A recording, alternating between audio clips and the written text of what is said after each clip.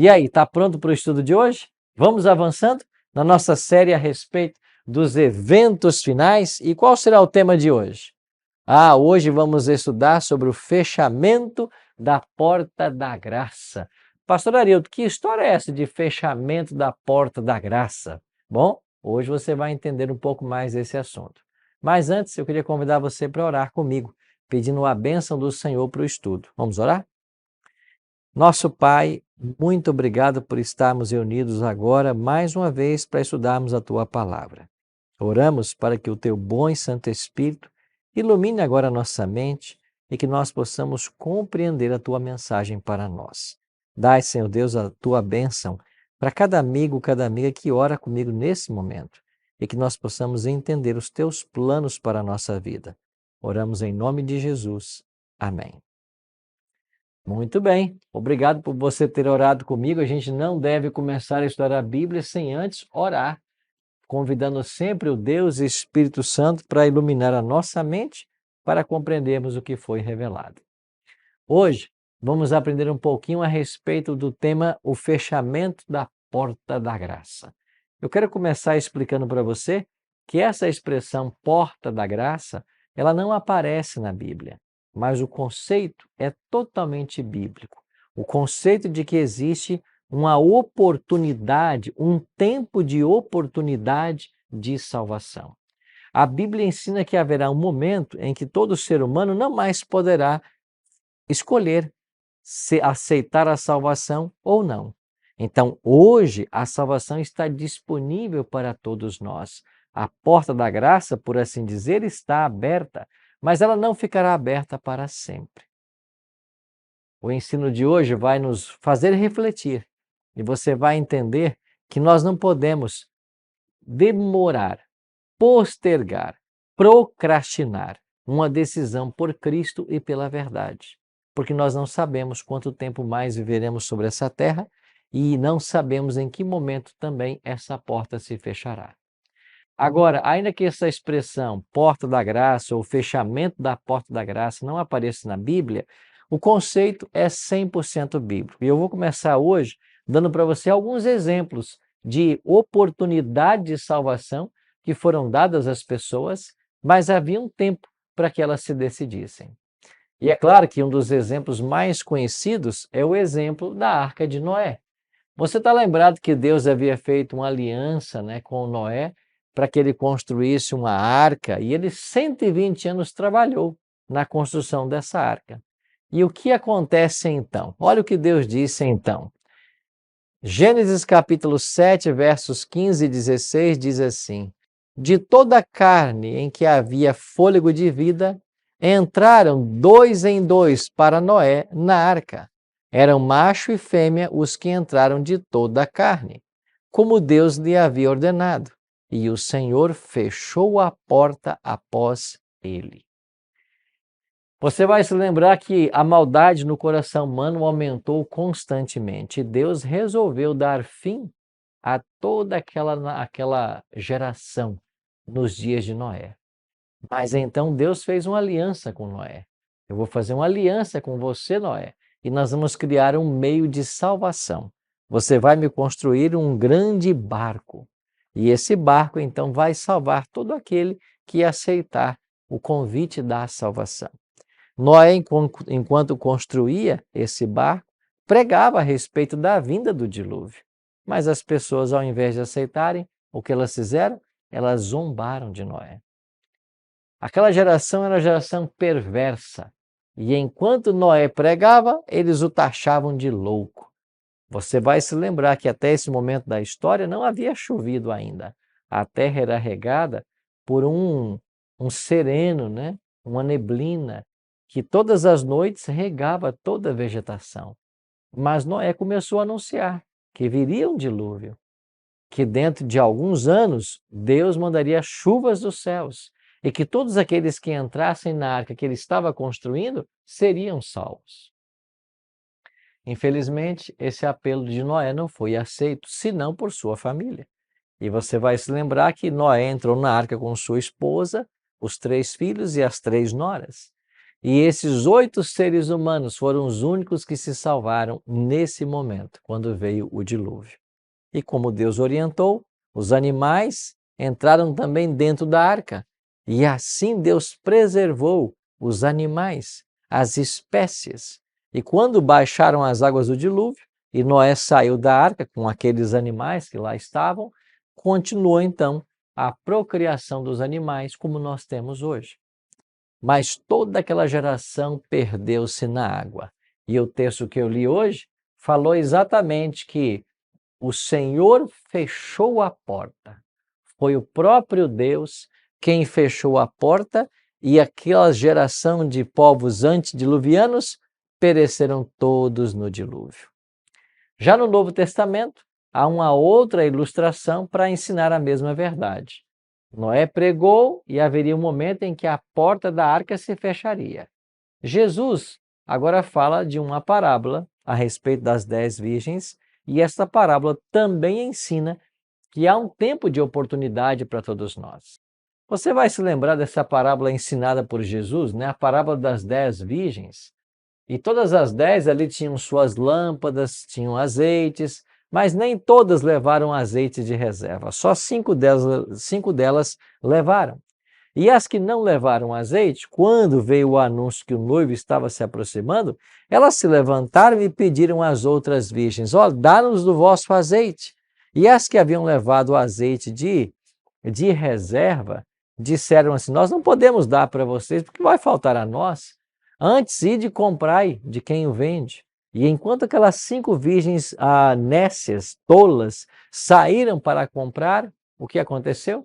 Jesus diz em Mateus 25:10, e saindo elas para comprar, chegou o noivo, e as que estavam apercebidas entraram com ele para as bodas, e fechou-se a porta. Esse fechar a porta quer dizer que as nécias que não tinham azeite, quando elas chegaram para a festa do casamento, as portas já estavam fechadas, ou seja, não havia mais a oportunidade de entrar no casamento. E você sabe que esta parábola contada por Jesus, ela falava a respeito dele como noivo, da vinda dele, e de nós nos prepararmos como as virgens se prepararam. E termos o azeite em reserva significa termos a porção do Espírito Santo, porque o azeite na Bíblia é símbolo do Espírito de Deus. Então nós precisamos todos os dias ser batizados pelo Espírito Santo como forma de nos preparar para a volta de Jesus. E assim como aquelas virgens que não tinham reserva de azeite saíram para comprar e quando voltaram encontraram uma porta fechada, significa que há um momento onde não mais você conseguirá ter acesso ao noivo, acesso à salvação. Há um tempo limite de graça oferecido a todo ser humano. Este é o ensino da parábola. Então nós precisamos ter o azeite. Se nós não tivermos esse azeite do Espírito, nós seremos pegos de surpresa pela vinda do noivo. A porta estará fechada e não haverá mais oportunidade de tomar decisões por Cristo depois dessa porta se fechar. Assim, tanto no Antigo quanto no Novo Testamento, você tem claras ilustrações de que a porta se fechará. O livro do Apocalipse ensina a mesma verdade. Aqui no capítulo 22, verso 11, fala a respeito desse momento em que todos os casos da humanidade estarão decididos. João escreveu assim: continue o injusto fazendo injustiça, continue o imundo ainda sendo imundo, o justo continue na prática da justiça e o santo continue a santificar-se. Apocalipse 22, 11 fala do momento em que a porta da graça vai se fechar. E quando ela se fechar, o que vai acontecer? Quem é santo vai continuar se santificando ainda. E quem é imundo vai continuar na prática da imundície, vai continuar no pecado. Quer dizer que a oportunidade de salvação, ela tem um tempo limite. E nós temos que entender isso. Por quê? Porque senão você não toma as decisões com urgência. E a pior coisa que pode acontecer ao cristão ou a qualquer pessoa é o ato de procrastinar. Procrastinar sua entrega a Deus, a sua experiência com Deus. Então veja, Ainda que a expressão porta da graça ou fechamento da porta da graça não apareça na Bíblia, o conceito é 100% bíblico. Nos dias de Noé foi dada oportunidade de salvação. Noé pregou 120 anos e quando chegou os 120 anos, Deus fechou a porta da arca, o dilúvio veio e toda aquela geração se perdeu. Ou seja, havia um tempo limite para que eles tomassem uma decisão. O mesmo acontece na parábola das 10 virgens. Quando veio o anúncio, aí vem o noivo, as que tinham azeite de reserva foram para a festa, para as bodas, e as que não foram comprar. Mas quando elas voltaram, a porta já estava fechada. Ou seja, quem entrou, entrou, quem não entrou, não entra mais. Já em Apocalipse 22:11, é dito que quem é santo vai continuar a santificar-se, mas quem é ímpio estará perdido para sempre. Então, amigo, há um limite, há uma porta da graça que vai se fechar, a porta da oportunidade de salvação. Então, eu e você não podemos procrastinar as decisões de nossa questão, da nossa vida espiritual. Queria que você olhasse para mais um texto aqui agora. Olha o que disse Jesus em João 3,16. Porque Deus amou ao mundo de tal maneira que deu seu Filho unigênito, para que todo que nele crê não pereça, mas tenha a vida eterna. Deus deu seu Filho para que todo aquele que nele crê não pereça. Deus não quer que nenhum de nós morramos. Deus não quer nossa perdição. Deus não quer a perdição de ninguém. Deus quer a salvação de todos. Para isso Jesus foi enviado. Ele veio como Filho de Deus morrer em nosso lugar, para nos dar uma oportunidade de salvação. Mas ainda que Cristo tenha morrido por todos, nem todos o aceitam. Nem todos creem para ter a vida eterna. Pedro diz assim: não retarda o Senhor a sua promessa, como alguns a julgam demorada. Pelo contrário, ele é longânimo para convosco, não querendo que nenhum pereça, senão que todos cheguem ao arrependimento. Veja, Deus não quer que ninguém pereça. Deus deseja salvar a todos. E há um tempo que Deus dá para que as pessoas se decidam. Mas esse tempo não é para sempre. E por que, pastor, não é para sempre? Vou te chamar a atenção para um quadro. Aqui está. Nesse exato momento, Cristo está lá no santuário celestial, intercedendo por mim e por você. Isso mesmo. Estamos no ano 2023, nesse ano, nesse dia, nesse exato momento. Jesus está lá no santuário celestial, intercedendo por nós. O juízo já começou. Nós já vimos nessa série, inclusive no primeiro dia, a respeito do juízo final. O juízo está em andamento. Todos os nomes dos seres humanos estão passando em juízo. E enquanto Cristo está no santuário, executando o juízo, ele também é o nosso advogado. É por isso que 1 João 2,1 nos ensina: filhinhos meus, estas coisas vos escrevo para que não pequeis. Todavia, se alguém pecar, temos um advogado junto ao Pai, Jesus Cristo, o justo. Então preste atenção, meu amigo, minha querida amiga. Jesus é o nosso advogado no santuário celestial. Lá está ele agora, nesse exato momento, apresentando para todos nós os méritos do seu sacrifício. Você entendeu? Você é pecador, você merece a morte, como eu mereço a morte. Mas Cristo, ele viveu uma vida sem pecado, e ele pega esta vida sem pecado e oferece no seu lugar, para que você seja salvo. A única forma de nós sermos salvos é sendo cobertos pela justiça de Cristo, que ele está agora ministrando no santuário. Então, aqueles que aceitam a Jesus como Salvador pessoal recebem a graça de Cristo, são cobertos por sua justiça. Olha o que a palavra de Deus nos diz em 1 João 2,1. Eu acabei de mencionar para você. Filhinhos meus, dessas coisas vos escrevo para que não pequeis. Se todavia alguém pecar, temos um advogado junto ao Pai, Jesus Cristo, o justo.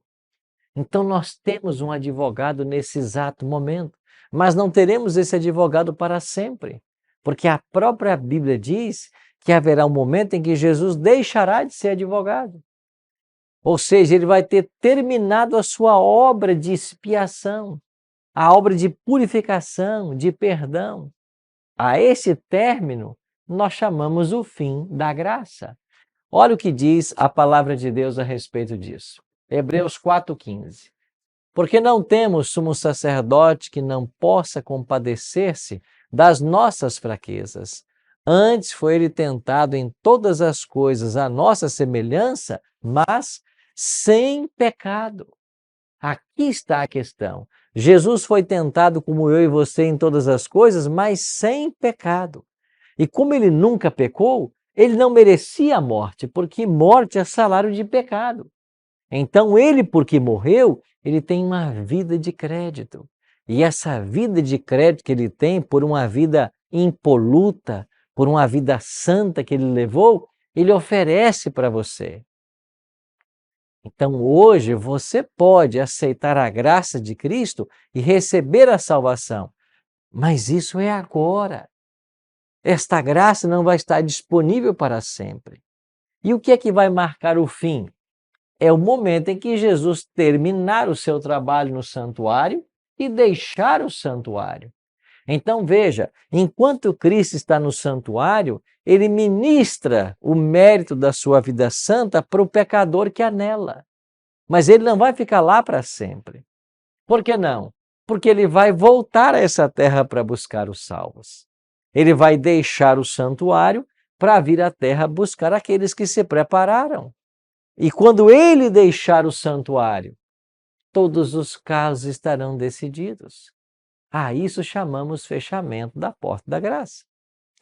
Deixa eu ler mais um texto da Bíblia que vai nos ajudar nessa compreensão. Em Daniel 7,13, nós temos uma cena de juízo montada.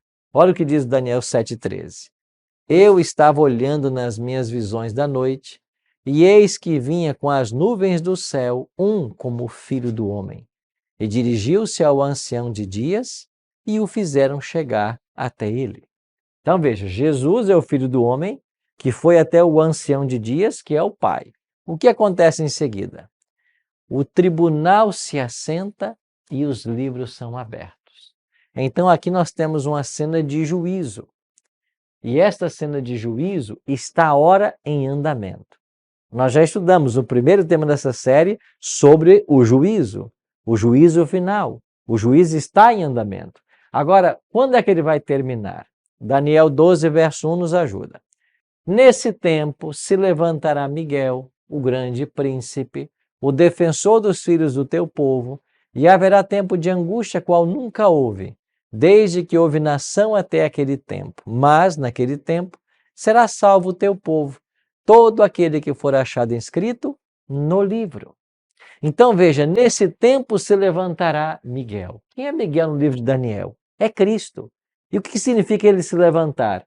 É que o juízo terminou. Você lembra que em Daniel capítulo 7, Jesus foi levado até o ancião de dias e lá diz, assentou-se o tribunal e se abriram os livros? Então começou o juízo. Agora, quando termina o juízo, Jesus se levanta. É por isso que Daniel 12 está dizendo, nesse tempo se levantará Miguel. Por que ele está se levantando? Porque acabou o juízo. E aí Daniel informa que quando Jesus se levantar, quando concluir esse juízo, haverá um tempo de angústia, qual nunca houve desde que houve nação até aquele tempo. Um tempo de angústia qual nunca houve. Pastor, que angústia é essa? Ah, você nunca ouviu falar do tempo da angústia de Jacó? Pois esse é o tema que nós vamos estudar, viu? Nós vamos estudar esse tema na nossa série. Você vai entender o tempo de angústia de Jacó. Quando Jesus deixar o santuário celestial, os salvos passarão por um tempo de angústia que jamais enfrentaram, que nenhum ser humano já enfrentou. Mas nós vamos entender isso no próximo episódio da nossa série, tá bom? Fique atento, não perca nenhuma nenhum programa da série. E se você perdeu algum, volta aqui no canal no YouTube, Arilton Oliveira, e você tem acesso a todos os episódios dessa série. Então, quando Cristo concluir o seu trabalho no santuário celestial, ele vai se levantar. O que significa? Que nós não mais teremos advogados. E se Jesus não é mais o nosso advogado, quer dizer que a oportunidade de salvação, ela se findou. Acabou a oportunidade. Quem aceitou, aceitou. Quem não aceitou, está eternamente perdido. Então, escuta, meu amigo, eu e você temos que entender esse assunto do fechamento da porta da graça. Há um limite em que a graça de Deus atua. Ela não atuou para sempre na vida dos antediluvianos. Ela não atuou para sempre de acordo com a parábola das 10 virgens. As pessoas tiveram tempo para tomar suas decisões. O mesmo acontece hoje. E se eu estou falando para alguém que tem estudado a Bíblia, tem aprendido sobre esses temas, mas não toma uma posição, não toma uma decisão ao lado de Cristo, você não sabe quanto tempo você tem. Não é sábio passar um minuto sequer sem tomar a decisão por Jesus, sem escolhê-lo como nosso advogado, sem suplicar que ele interceda por você no tribunal divino. Nós precisamos, enquanto há graça, enquanto há salvação, enquanto a porta está aberta. É por isso que lá em Apocalipse Jesus diz: eu sou aquele que tem as chaves de Davi. E quando eu abro, ninguém pode fechar. Mas quando eu fecho, ninguém poderá abrir. Ou seja, quando ele nos dá a oportunidade de salvação, ninguém pode tirar isso de nós. Mas quando terminar essa oportunidade, ninguém poderá abrir essa porta. Quem tiver entrado, entrou. E quem não tiver entrado, está perdido para sempre. Por isso, Jesus faz uma advertência para todos nós. Lucas 17, 26. Assim como foi nos dias de Noé, será também nos dias da vinda do Filho do Homem. Deixa eu voltar aqui aos dias de Noé. O pregador de justiça, de acordo com a Bíblia. Noé, por 120 anos, pregou para aquela geração. Deus enviará um dilúvio. Deus fará chover sobre a terra. As águas vão inundar o planeta. Só existe uma forma de salvação: entrando na arca que eu estou construindo. Cada martelada dada por Noé era um sermão que ele pregava. Eu estou construindo esse imenso barco, porque virá o dilúvio. E aqueles que entrarem nesse barco que eu estou construindo terão salvação. Quantas pessoas se salvaram? Lembra que eu disse há pouco? 8 pessoas. Noé e sua família. As demais não acreditaram que na pregação de Noé. Agora Cristo vem e diz assim: assim como foi nos dias de Noé, será no dia da vinda do Filho de Deus. Como foi nos dias de Noé? As pessoas comiam, bebiam, casavam-se, davam-se em casamento, ou seja, as pessoas continuaram suas vidas normalmente, a sua rotina normalmente. Não perceberam até que veio o dilúvio e levou a todos. Então a palavra de Deus faz uma solene advertência. O mesmo aconteceu nos dias de Ló, continua Jesus. Comiam, bebiam, compravam, vendiam, plantavam e edificavam, mas no dia em que Ló saiu de Sodoma, choveu do céu fogo e enxofre e destruiu a todos. Assim será também nos dias da vinda do Filho do Homem. As pessoas foram advertidas. Você está sendo advertido. Nesse exato momento você está sendo advertido de que em breve Jesus voltará. E não haverá oportunidade, não haverá a chance de escolher se preparar quando ele voltar. E eu vou explicar para você um detalhe. Jesus não volta para dar oportunidade de salvação. Jesus volta para buscar aqueles que aceitaram a salvação que hoje ele oferece. Então, se eu não aceitar hoje esse dom maravilhoso que o céu está oferecendo, quando ele voltar, não dará tempo. É porque entre o hoje e a volta dele, haverá esse fechamento da porta da graça. Haverá esse limite do trabalho de Cristo no santuário celestial. Hoje ainda há graça, mas Jesus não ficará para sempre no santuário. Ele vai deixar o santuário, tirar suas vestes sumos sacerdotais, colocar suas vestes reais e voltará à terra como Rei dos Reis e Senhor dos Senhores. Então hoje é o dia de salvação. Hoje é o tempo oportuno para tomarmos a decisão ao lado dele. Tem mais um detalhe só. Eu e você não sabemos quanto tempo temos de vida. Ninguém pode dizer se estará vivo daqui a uma semana. Isso quer dizer que quando as pessoas morrem, elas morrem e são seladas para a salvação, para a perdição. E se eu em vida não tomar essa decisão e morrer, eu morro perdido. É por isso, meu prezado amigo, que a nossa vida precisa ser entregue ao homem do Calvário. Eu e você precisamos colocar a nossa vida nas mãos do Senhor, para que Ele nos ajude. Nós precisamos nos entregar a Cristo, para que Ele nos salve. Graças à sua vida sem pecado e sua morte expiatória, há oportunidade de salvação para todos. João 3,16. Porque Deus amou o mundo, deu seu Filho, para que todo o que nele crê não pereça. Deus não quer que você pereça, Deus não quer que ninguém pereça, senão que todos cheguem ao arrependimento, mas Ele não pode forçar a porta do teu coração. Em Apocalipse 3,20 está escrito, Jesus dizendo para nós, eis que eu estou à porta e bato.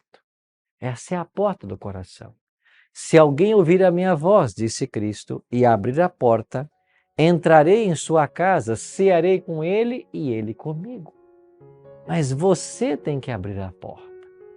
Ele não vai arrombar a porta do seu coração. Ele não vai te forçar a ir para o céu. Essa é uma escolha tua, uma escolha pessoal. Mas você não pode procrastinar isso mais. Você não pode deixar isso para amanhã. Tem que hoje tomar uma posição ao lado do Senhor Jesus. Eu tenho um convite especial a te fazer. Uma vez que você tomou essa decisão, procure uma igreja adventista perto da sua casa. Chegue lá e diga, olha, eu tomei minha decisão por Jesus. Eu quero servir ao Senhor Jesus. Vocês podem me ajudar? Nós vamos te ajudar. Procure uma igreja adventista perto de você. Você talvez conheça uma, se não, procure pela internet, você vai achar. Temos um site que vai te ajudar. encontreumaigreja.com.br.